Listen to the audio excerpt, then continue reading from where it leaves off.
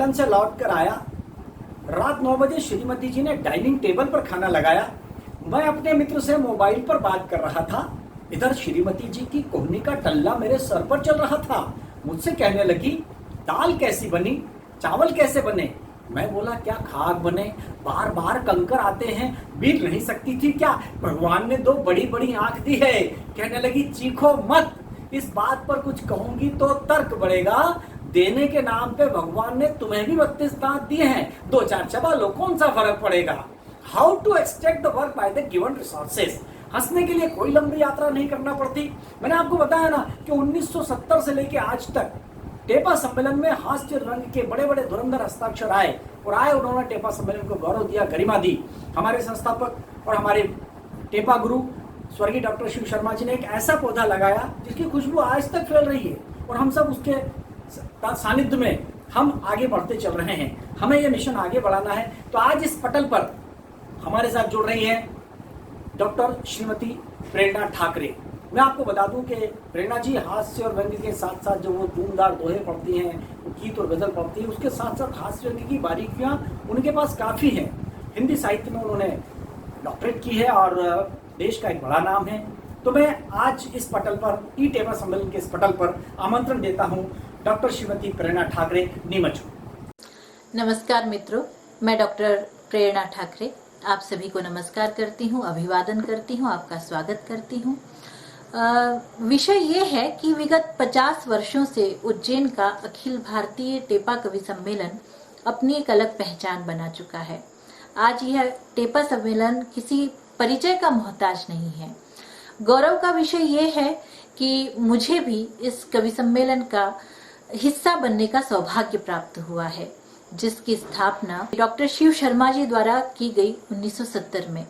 50 वर्षों में आज यह कवि सम्मेलन देश ही नहीं बल्कि विश्व पटल पर अपनी प्रसिद्धि और कीर्ति के लिए जाना जाता है और माना जाता है। आइए मैं इसी संदर्भ में मेरे बड़े भाई दिनेश दिग्गज जी और हरीश जी को धन्यवाद प्रेषित करते हुए कि मुझे उन्होंने इस कवि सम्मेलन का हिस्सा बनाया। मैं अपनी कुछ रचनाएं, हास्य की रचनाओं की वानगी आपके बीच प्रस्तुत करती हूँ, सुनिएगा। प्यार जो होता है ना, हर उम्र में होता है। हर उम्र का प्यार अलग अलग होता है। 16-17 साल का प्यार, 25 साल का प्यार, 35 साल का प्यार। लेकिन यकीन मानिए, जब प्यार 50-60 साल के बाद होता है तो अलग ही मजा देता है, अलग ही रस देता है, अलग ही रंग देता है। लेकिन इस प्यार के रंग में चेहरे का रंग कैसा उतर जाता है, मैं आपके बीच वानगी प्रस्तुत करती हूँ, सुनिएगा। बुजुर्गों का प्यार क्या है कि चेहरे से नाशपति, हालत से वनस्पति, बूढ़ापे में अक्ल की दुर्गति हो जाती है। चेहरे से नाशपति, हालत से वनस्पति, बूढ़ापे में अक्ल की दुर्गति हो जाती है। भूतपूर्व नौजवान चढ़े प्यार का उफान, कटप्पासी मारी हुई मती हो जाती है। तो दूसरों की बीबी इन्हें लगती है कैटरीना, दूसरों की बीबी इन्हें लगती है कैटरीना, एक्सपायरी खुद की श्रीमती हो जाती है।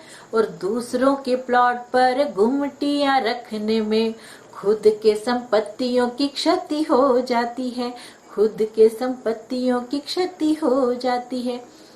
मेरे पड़ोस में भी रहते एक शर्मा जी, बाऊजी 70 साल के हैं। मैंने उनसे पूछा, मैंने कहा बाऊजी आपके समय के संस्कार और इस 21वीं सदी के संस्कार में तो बड़ा अंतर आ गया है। आपके समय में जब शादी ब्याह होते थे तो अपनी धर्म पत्नी से जब चाहे तब मिल थोड़ी ना पाते थे। बोले नहीं, बिल्कुल नहीं मिल पाते थे। तो मैंने कहा फिर आप करते क्या थे जब आपको ताई जी से मिलने की इच्छा जागृत होती थी, तो आप क्या करते थे? बोले कुछ नहीं प्रेरणा जी, मैं एक हरिद्वार जा करके घंटी ले आया था। जब भी मुझे मिलना होता मैं घंटी बजा देता, वो समझ जाती कि मिलना है। मैंने कहा वाह वाह वाह बाबूजी, जवाब नहीं आपका। लेकिन ये बताइए कि जब ताई जी को आपसे मिलना होता तो वो क्या करती थी? बोले कुछ नहीं, वो हर 10 मिनट में आके पूछ लेती घंटी बजाई थी क्या। तो कोई जवाब नहीं है इन भूतपूर्व नौजवानों का। लेकिन युवा पीढ़ी का जो प्यार है, मैं हिदायत के साथ अगली कविता पढ़ना चाहती हूँ और फिर आपको राम राम कहूंगी कि मोहब्बत क्या है। क्या होती है मोहब्बत और किस तरीके से जवान लोगों को बचना चाहिए मोहब्बत से, क्योंकि मोहब्बत में हमेशा बंटा ढाल होना तय है और उसके बावजूद कोई ना माने तो ना माने साहब। लेकिन सुनिएगा, मस्ती का गीत है, आनंद से सुनिए, दिल से सुनिए। मोहब्बत मोहब्बत मोहब्बत मोहब्बत, मोहब्बत की गलियों में आना नहीं, ये दिल किसी से लगाना नहीं। मोहब्बत की गलियों में आना नहीं, ये दिल किसी से लगाना नहीं।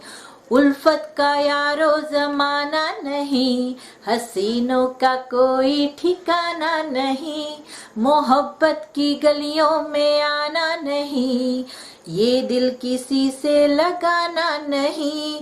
ये तीखा तीर नजर का सीधा दिल में उतरेगा, ये नींद चुरा कर तेरी तुझको पागल कर देगा। ये तीखा तीर नजर का सीधा दिल में उतरेगा, ये नींद चुरा कर तेरी तुझको पागल कर देगा। चलेगा चलेगा चलेगा ना, चलेगा फिर कोई बहाना नहीं। मोहब्बत की गलियों में आना नहीं, ये दिल किसी से लगाना नहीं। हसीनों का यारो ठिकाना नहीं। और अगली पंक्ति सुनिएगा, बहुत सारे नौजवान जो चीटिंग वेटिंग में लगे हुए हैं वो खास तौर से मेरी पंक्ति सुनी, क्योंकि युवा पीढ़ी की कुछ प्यार व्यार वाली बात ऐसी है कि बैलेंस एक जिससे बैलेंस करवाते हैं, और जो बैलेंस करवाती है वही महबूबा उस एक लड़के से बैलेंस करवा के बात किसी दूसरे से कर रही होती है और सेटिंग किसी तीसरे से कर रही होती है। तब पंक्तियां सुनिएगा। ये दिल किसी से लगाना नहीं, कि तेरे जैसे कितने ही अब भी वेटिंग में है। वो दिल ना देगी तुझको तू जिससे चैटिंग में है, कि तेरे जैसे कितने ही अब भी वेटिंग में है। वो दिल ना देगी तुझको तू जिससे चैटिंग में है। तो खुद को हाँ खुद को हाँ खुद को हाँ, खुद को यूं उल्लू बनाना नहीं।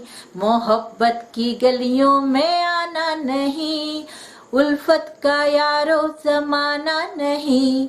हसीनों का कोई ठिकाना नहीं।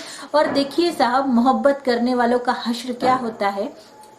ये महंगे महंगे वादे जेबें खाली कर देंगे, ये खुशियों की रातों में फिर बेचैनी भर देंगे।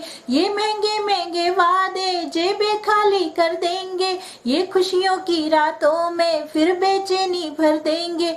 तो ऐसी रस्मों को ऐसी रस्मों को हमको निभाना नहीं। मोहब्बत की गलियों में आना नहीं, उल्फत का यारो जमाना नहीं।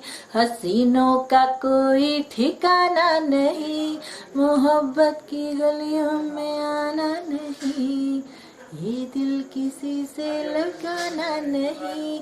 बहुत बहुत धन्यवाद, नमस्कार। हाँ, तो ये थी डॉक्टर श्रीमती प्रेरणा ठाकरे जो नीमच से आज हमारे ही पटल पर थी।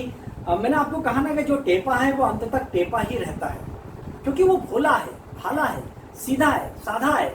उसके पास छल प्रपंच दुराव छुपाव नहीं है। वो अपनी गलतियों पर खुद ही ठहाके लगाता है। और पहली बात तो मैं आपको बताऊं कि वो गलतियां भी खुद ही करता है। उसे मालूम है ये केले का छिलका है, इस पर मैं फिसल सकता हूँ, लेकिन वो फिर भी उस पर पैर धरता है और फिसलता है और खुद ही हंसता है। बहुत बहुत धन्यवाद, बहुत बहुत साधुवाद।